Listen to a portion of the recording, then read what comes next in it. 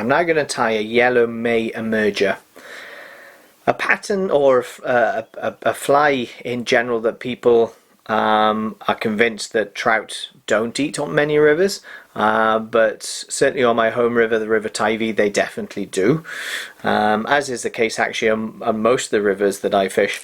In fact, I've seen trout avoid or just refuse all other hatching insects in favour of the yellow May, which definitely may surprise some. It's a very easy fly to recognise, so it's an upwing fly, and it's a very bright yellow. It's like a sulphury yellow. It's a decent size fly. It's probably the same size as an olive upright, and usually hatches around the same time as an olive upright. It's actually from a fishing perspective, one that I've been caught out on, so I actually enjoy it when I do get caught out on the river. If something, the trout are actually preoccupied on something, and they challenge you from that perspective. I remember that happening last season on the River Teifi, and basically everything I was throwing at the fish, they would refuse it because they were totally locked on to the yellow May.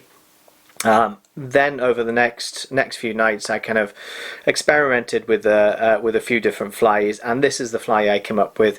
It's an emerger rather than a full dun. Most of the time, I actually prefer fishing emergers, in fairness, or that kind of crippled stage or that emerging stage. It just tends to be an easier food offering for the fish, or a safer food offering. If they do go into intercept, they're almost guaranteed to be able to intercept that food item, rather than a dun, which essentially could fly away when they go into intercept it.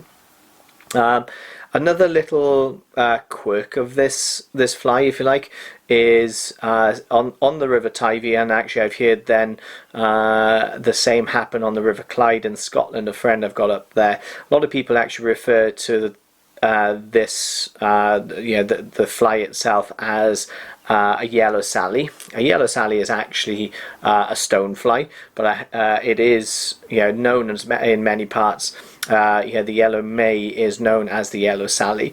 I'm not sure why that is. It's a very historic thing, I guess. But so this is very much the yellow May and the emerging stage.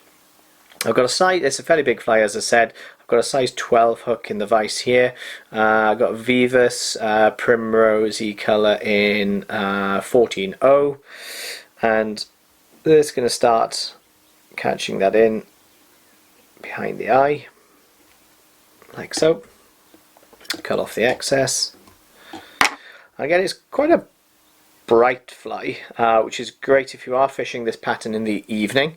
It stands out really well, so it's a great hatch to cover in the evenings or low light conditions, because actually the fly is so easy to monitor compared to a more drab olive.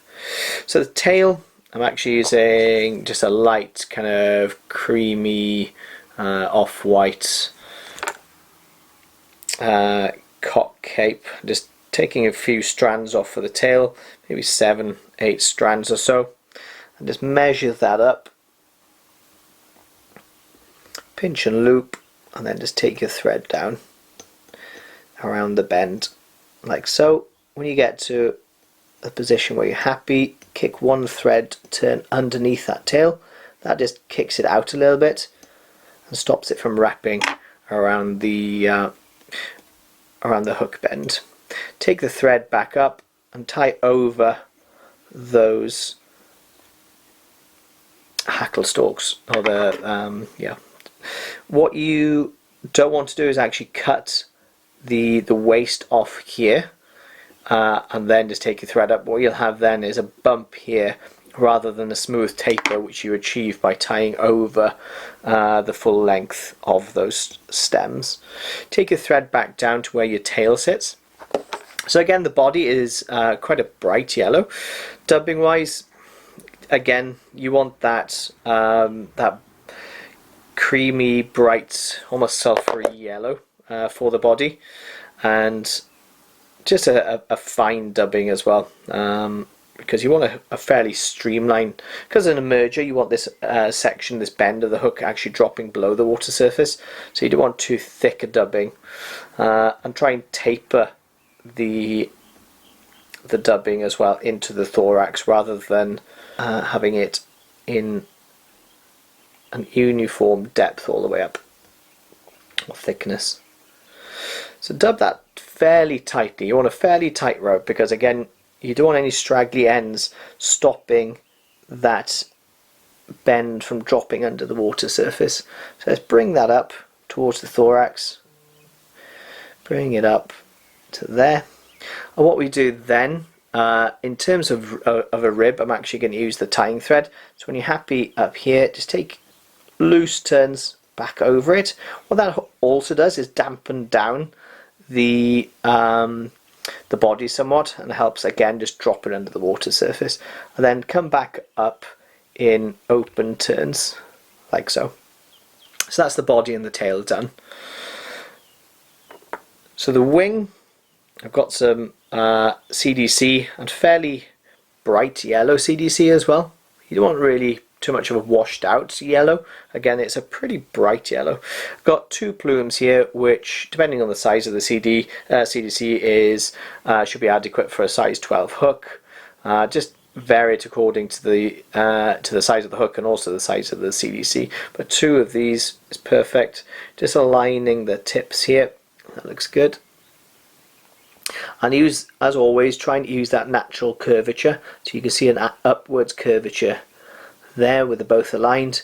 So what you actually want is to tie in downwards, because when you flip this over, you will then have that natural curvature pointing up at the end. So I'm just lining them up again, and just try and get them as best aligned as you can.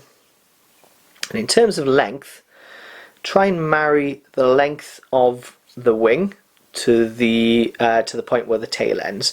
You should find that that's actually a perfect length then to flip back over. So when you're happy with that, come back over, switch hands, and then just pinch and loop. What you can do before fully securing is just test that theory. Just test where it's going to pop up, and yep, that looks good. When you're happy, just put some heavy binding turns on to make sure that CDC doesn't twist. Good. So thorax, I'm actually using some pine squirrel. I'm sure there'll be shock and all that I'm not using fox squirrel.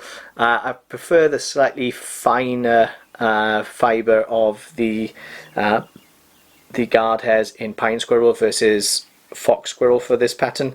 Don't need much. It's just that legginess in the thorax. So let's take a pinch. I don't dub this too tightly, because you want this just essentially giving the indication of legs in that thorax section. Just got a little pinch coming up here, and just tie that in. Again, just leave it nice and loose, and just brush that back like so. One material left. I've got some partridge dyed in like a yellow. I'm just going to use 1 turn of this at the head, which will be just to finish it off, just that legginess again in that thorax section. So I'm just stroke the fibres back, just create a little tying in point. I'm happy with that. Just take a couple of turns in just to secure it there, like so. And again, I just literally want 1 turn. Just don't overdo this. But the bugginess, you know, partridge is just a great fibre. I just want 1 turn of this. Just stroke those fibres back, so you're not trapping them as you go, and then just put 1 turn. What you'll find is, because this is going to be, I'm going to pull that CDC over. Essentially, any fibres that are pointing upwards at this stage are going to be swept to the side for pointing downwards, hence why you only need one turn, because if you were to put more, then you would end up with just an overabundance of the partridge. So that's it. So the next job and the final job is to draw this CDC over.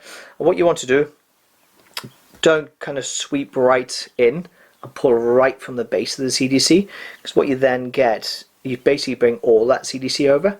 Whereas if you were to draw up a little bit before pulling the CDC over, what you'll get is a few straggly ends. You see these finer CDC points pointing backwards, which is just great for merger patterns. They will trap in the water surface, whereas everything below that will drop below the water surface. Just tie that in